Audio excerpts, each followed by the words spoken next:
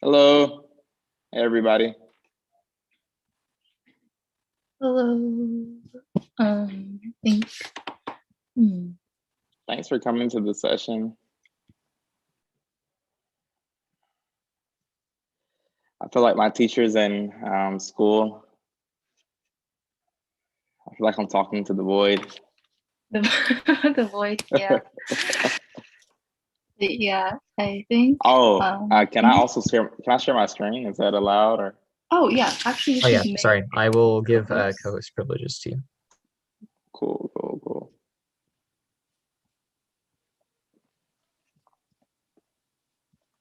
If everybody feels more comfortable, feel free to talk to me in the chat. That's cool with me. I understand. It takes a lot of energy to be on camera, so don't feel like you have to um, unmute yourself or get on the video. It's completely fine. So, as I was telling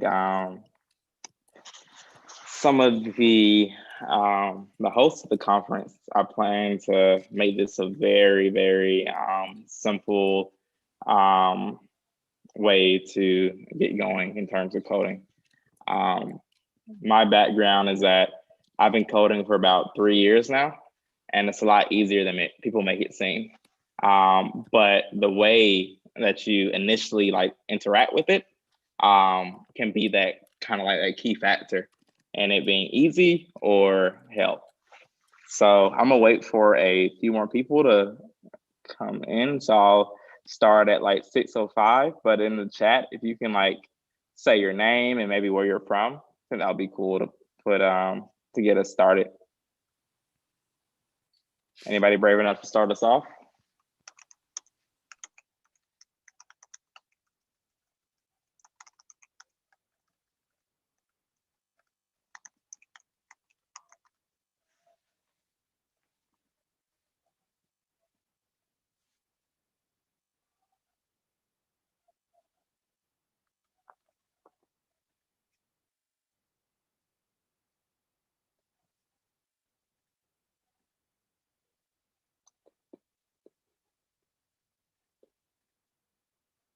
Joy from Portland. Nice to meet you, Joy. Let me play some music. Can I do that? I think so.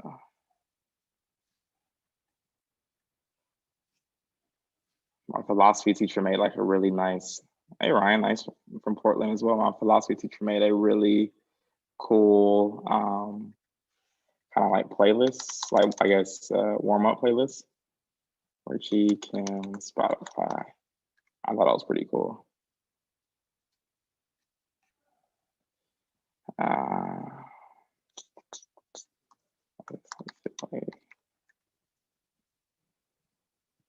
All right, well, you can tell I don't have Spotify. All right, is everybody ready? Oh, we got some people in the waiting room. Admit, yep. I hope I'm letting everybody in. Am I letting everybody in? Is everybody, how do I guess? I'll let people in when they come in, so you can just worry about like sharing the information on the slides. Okay, nice, nice, nice. All right, so 1 second. Let me figure out how to go back. All right, is everybody ready? I guess, yeah, sounds like everybody's ready. All right, so welcome to Breaking into Computer Coding in 3 easy steps. My name is John. I'm a junior at Stanford University. I've been coding for about 3 years now. Worked really on Python, JavaScript, let's see, Solidity now, which is Go blockchain on any blockchain people here. Just say something in the chat or just speak out loud. Also, like teaching norms, like feel free to interrupt me at any time. This is really, this becomes useful. This is really, I really want y'all to have the most input into what is covered here. I'm just more so like a facilitator in a sense. I am here to help to I guess help understand like the issues that you may come across and try to like kind of warn against them. I know for me, I've been trying to code. So I've been coding for the past 3 years, but I've been trying to code since maybe like 2015. So that's about 7 years ago. So I spent 4 years trying to understand what coding was and kind of how to break into it. It just seemed like this kind of mystified sector where people get paid a lot of money, but nobody knows what they do. They just make apps, right? So I eventually got past that point, and now I am here to share what I have learned. The first thing that you would need to have open is Google. So as our initial environment, as I'll say, environment just means like where we'll be typing in like just like words, is gonna be Google. So first you're gonna have Google up, yeah, just gonna have Google up really. And you can have like a Google Doc or a Microsoft Word. So let me make a Google Doc, and then I'll share this with y'all at the end as well. But I do need your help. So to start off with, I'm gonna stop the share really quickly. I am going to make a poll. Oh, we used to be able to make polls here. I think it might only be a feature for Zoom Premium. I don't have Zoom Premium, so that could be the reason. Gotcha. My school has spoiled me with their subscription. It's all good. I don't have it either. Okay. So like just if you can in the chat, please type the programming language that you want me to help you get set up with. And that's the one that I'll use for an example. I found that in coding, it's hard to talk about this stuff in terms of theory. You kind of have to have like something that you really want in mind so that people can kind of help you to reach that goal. So please feel free to type in like Python, JavaScript, or type in your objective for your projects. Like I want to make an app, or I want to make, I don't know, make a Google form or a survey. Let's please state what you want to make, and then I can really help with that and outline the framework that I provided into those steps. So I'll give y'all a few minutes to do that.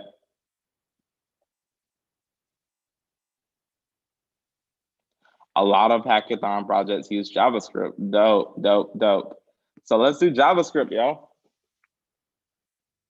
All right, so JavaScript is really cool. So the first thing I do, oh, I need to share my screen. I feel old. All right. So the first thing that I'm gonna do is the first thing that we do always in coding is decomposition, right? So computer coding is about breaking down a large problem into smaller steps, right? The first thing you want to do is establish a boilerplate. So these are the key elements needed to set up the environment. And this is just kind of like our working glossary that we'll use to kind of guide or inform the language that we use within our activity today. And the last is like text editors, the Microsoft Wording. This is where like you type in, so your text editors are where you type in your equivalent of like an essay in computer coding to be able to create and test out your project. All right, so let's get going. So first I will make a Google Doc. And I like to start off by like planning. Also, you don't have to use like a Google Doc. You can always use like whatever else. This is just like a planning document. So this is breaking into computer coding. Also, feel free to interrupt. Yeah.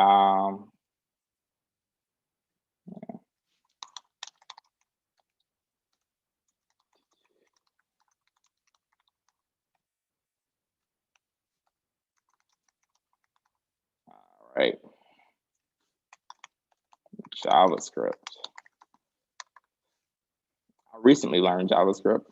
So JavaScript, the first thing that we actually want to do, and it seems crazy, is like we want to type in our first word that we had learned, which is our second word, JavaScript boilerplate. So when we type in JavaScript boilerplate, first we see something in GitHub. That's pretty cool, but unless you know, unless you're familiar with most of the files, it can be kind of confusing. So what I typically do is I look for something like a free code account. They have some really cool stuff, but one that I even find better is Medium, because it tells us how to do something in plain English. So Medium actually tells us by free code camp, what is boilerplate and why do we need it? Necessity of coding style guide. So I'm going to put this into our file as well, because the biggest thing, as I want to kind of just keep reminding y'all, is that coding is really just about navigating the internet and being able to take those parts and put them together. It's just like making a car. It's just like making a car. Welcome. So for web development, they actually give us a boilerplate for HTML. So if I look at this and don't try to overcomplicate it, first we have all right, so HTML class. So HTML class is saying, all right, what language are we probably using here? So no JavaScript. No, JavaScript is typically used for backend applications. It tells you kind of the set of fonts you're going to be UTF-8. It tells you, all right, so you're probably going to be using some type of description, or you're going to have a description there, as well as the content here is saying it's going to think about the device. But all that stuff is cool, but really, we really want to understand the simple kind of parts about it. So first, this is kind of what you can call the stuff that you probably don't see. You're gonna start seeing stuff appear with title, and then CSS, that's referring to the style of it. And then you have the paragraph on here. It tells you, all right, you're gonna look for stuff like this. Anything that looks like plain English probably is gonna appear as plain English.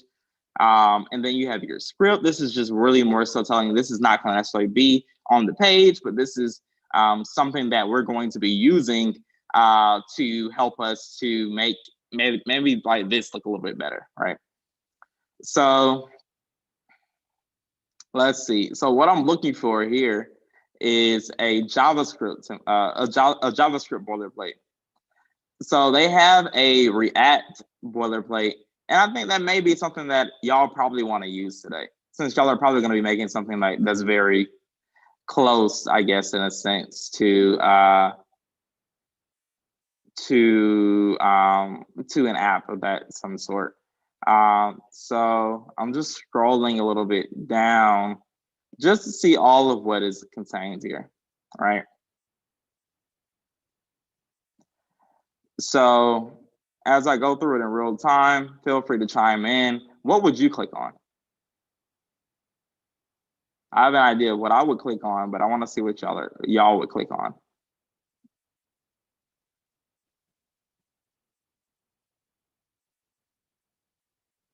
Feel free to drop something in the chat. Okay. Well, let's just click this create React tab. Ooh, if we saw this, we would probably be confused.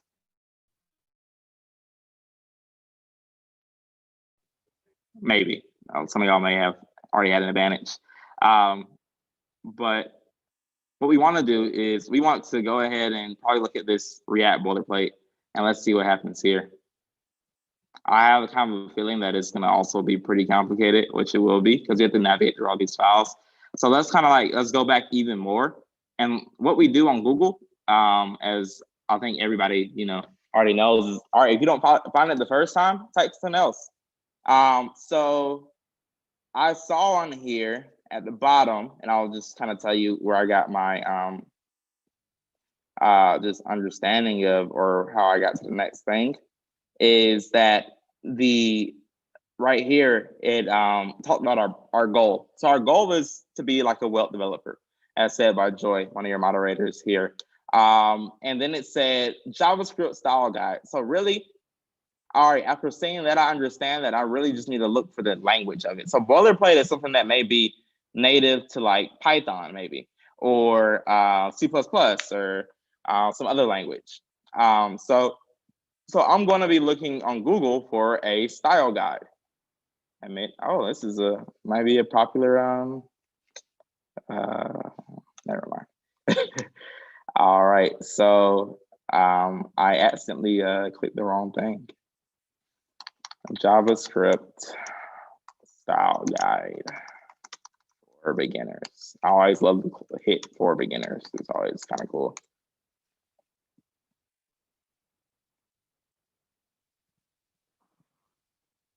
Oh, YouTube, I would say is like typically going to be like your best bet because it gives you a kind of like a visual and it tells you kind of like in real time. So let's see what you have here. So JavaScript best practices for beginners. Of course, I go back to the Medium article. So, all right.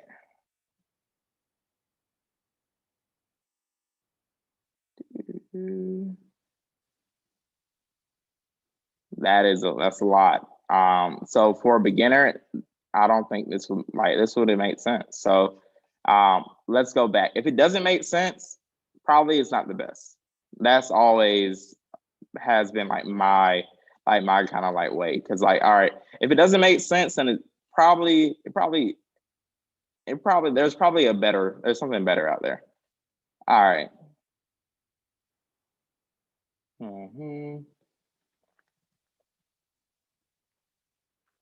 All right, so getting started with JavaScript. This is nice. I like this. So they have an embedded text editor. I'm gonna go ahead and add this to our Google Doc as well. But they have a text editor within our browser. So therefore, we're able to like figure this thing out and play with it ourselves and kind of try it out. So let's click try this code. All right, so they have all this. This is HTML. So you see it says dot type at the beginning, dot type HTML. And then we can show the output. So it shows the output hello world.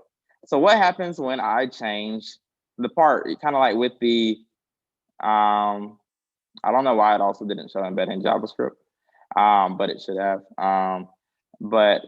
So variable greet right here, hello, HackOR.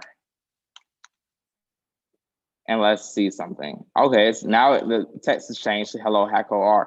But my question, if I were a new coder, would be like, all right, why did it print HackOR if this part right here didn't change? Well, this part right here is a comment, is what they call it. So comments don't actually print to the screen. They are kind of like your guide for telling people that are going to read your code what it does. So this is telling you that based on how the coder set it up, the document should print hello world. So with that, all right, so JavaScript. So we can go back to our thing, JavaScript style guide. So so we can use the same comment type thing. This will help us to understand the basics.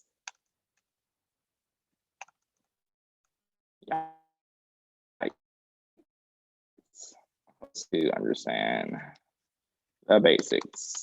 I promise I can spell.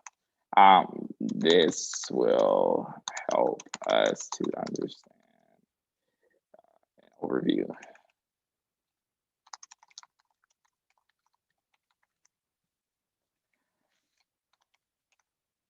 But I'd say that the best thing to do, let's go back to this overview. I am trying not to skip ahead while skipping ahead a little bit just for the sake of time. I know that y'all can watch this over and over again. Let's see.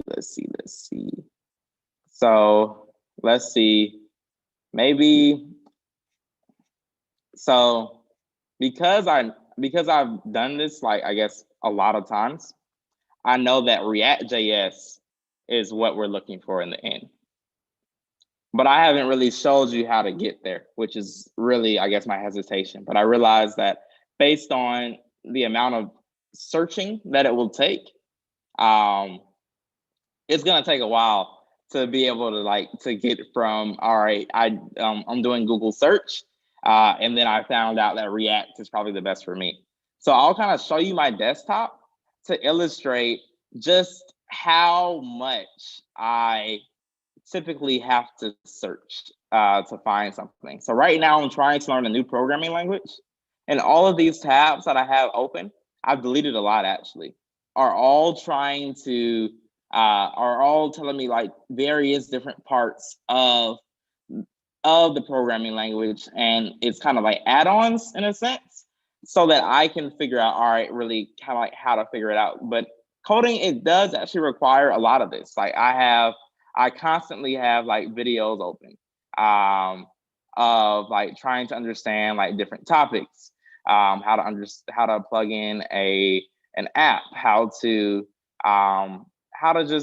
do various things, and figuring out when these YouTube videos are outdated and the stuff doesn't work.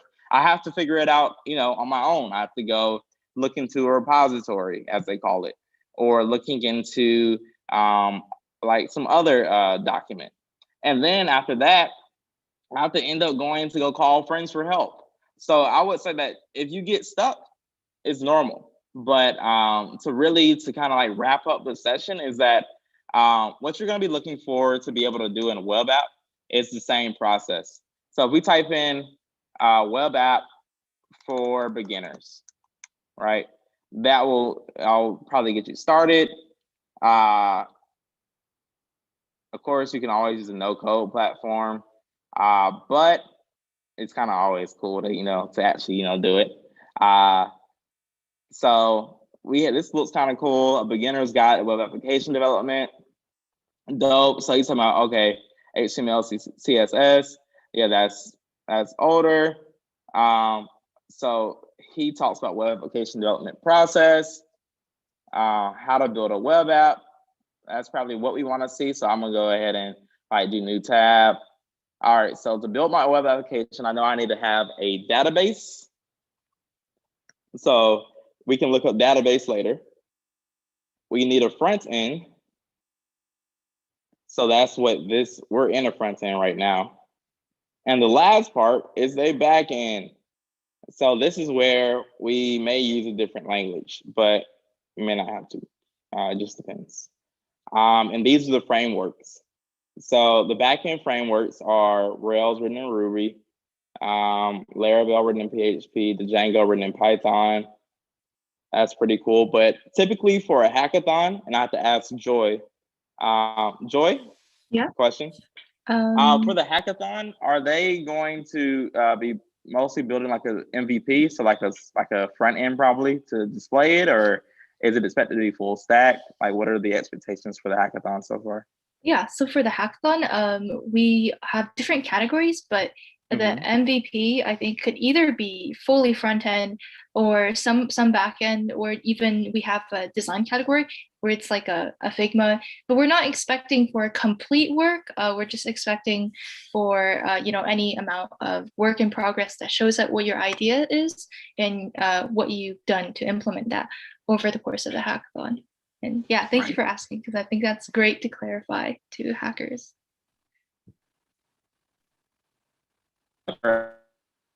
Hackathons. I'm actually in a hackathon now, trying to figure out, all right, what do I really focus on doing? Because and to all this the students here, I remember really hearing that from Joy really kind of helps, because you would think that maybe they expect you to build out like an entire app in a 72-hour period, which is something that typically it takes months for people to do. Professionals who already have built multiple apps. So I would say that really to understand what it is they're expecting can kind of be the best thing. And it looks like my browser is frozen. So I guess if we have any questions, I guess I can kind of wrap this up now. Sorry for the high latency, it kind of sucks. But let me know if you have any questions, and also I can drop my email and also my contact. And feel free to hit me up, because I would love to be able to help you if you kind of get stuck. Because I know for me, there have been so many people who have helped me during hackathons and outside of hackathons to help me to get started coding. And I know you may not hit me up today, or you may not hit me up tomorrow. Even if you hit me up 3 years from now, I'll still be willing to help. Yes, will the previous document, the links be shared with the hackers? Yes, it will be provided. As soon as my browser gets back up, I will give that one caveat. And yeah. Yeah, so I'm actually asking this as one of the people attending this workshop. Yeah. And I think that a lot of people, when they either in hackathon or when they're learning how to, learn programming, the most common question is, what is the first programming language I should start with? Or, because I think with programming overall, it's like the first language, even though it doesn't really matter in the long run, kind of also defines your experience too. So if you have any suggestions on that. For sure. So I remember that question, and like now for somebody asking me that question for the first time and kind of like tracking where I've been, I would say, and I wish I had like a better answer. It really depends on what you want to build.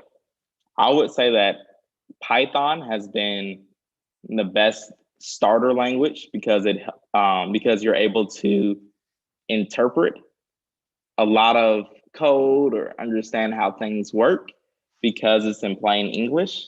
But JavaScript is also a really great language as well, because a lot of front end things are now starting to be built in JavaScript, as well as like blockchain as kind of written in like a JavaScript like language. So being able to recognize that will also be very key.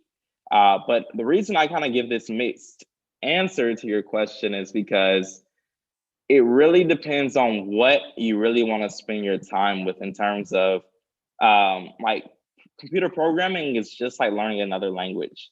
You have to immerse yourself in it. So you want to pick a language where you're probably going to like the people that you're like talking to, or that you can kind of like have commonalities or things in common with them. So if my dad, he learned Fortran to start off with the language, which is like 30 years ago. Nobody's really heard of Fortran, right? But so if you were to learn Fortran now, you would probably be hanging out with a lot of 50-year-olds. so that there are ups and downs to that as well. So but with Python, you're probably I recommend Python first, because Python has become more of like a universal language because it's easier to learn. So you tend to get people that are easier to talk to, maybe if you're just starting out, as well as JavaScript. It's a language that specializes in front-end design. So you're probably going to talk to like a lot more creatives. So it depends on typically where you come, but I know that most professions and most schools tend to like promote like, I guess, the values of like being, I guess, like being like ambiverted, like extrovert type thing, or just, I guess, being well-rounded in a sense. So with that bias in mind, it would most likely be easier, I guess, to immerse yourself in like a Java or Python, which may be bad advice, for your first step in computer programming, because of the people that you may be able to rely on and talk to about the language that won't necessarily like intimidate you from pursuing others. But as you kind of dive deeper, you'll see that, and I didn't believe that it was true, but it is kind of true that you really want to learn the basic parts of the language. And I'll have to give like another great video. There's a person named Mehran Sahami who teaches a really good YouTube series. He's one of my professors at Stanford, and I would say he has made computer science seem like really simple to me. He explains it in like plain terms. He explains it with the intent of helping even the most novice person to understand the language, as well as just like what they can do with the language, as well as just making sure you have fun with it. And I think that's really the most important part, because I would have become a computer programmer if it didn't have such a negative stereotype attached at the beginning in like 2015 and 2017. Even still now, because I was kind of dissuaded, like, oh, if I go on computer programming, I'll be stuck in IT all day, and like, I don't know, I won't be able to go talk to people anymore. But I think that's exactly like the opposite. I think the people that tend to use the product the most tend to shape the culture of it. That is true. But as we see now, as more people pick up computer programming, the culture of computer programming is starting to change for the better, because you have more people from like diverse backgrounds that are starting to enter. So it becomes a little bit more feasible for you to like hop in and to speak with others. So I definitely recommend that whatever language you choose, like just get on YouTube and just really just code away. Have fun with it. Try to see how you can use it in your everyday life. And if you have any questions, feel free to hit me up, watch that YouTube video, and we can talk about maybe how you can break into another language or maybe another field. Either way. But thank you for having me today. Yeah, thank you for being here today too. And if anyone have any questions, it can reach to you in Discord or in the information that you dropped in the chat. Yeah, I'm about to drop some more info as well. Yeah, so I'll drop that in Discord. I don't want to keep everybody. I know y'all probably have other sessions. Yeah, thank you for your time today. Yeah, really appreciate it. Thank y'all for having me. Yeah, and if you, right. Yeah, and if everyone, this session is recorded on YouTube. So Ryan, if you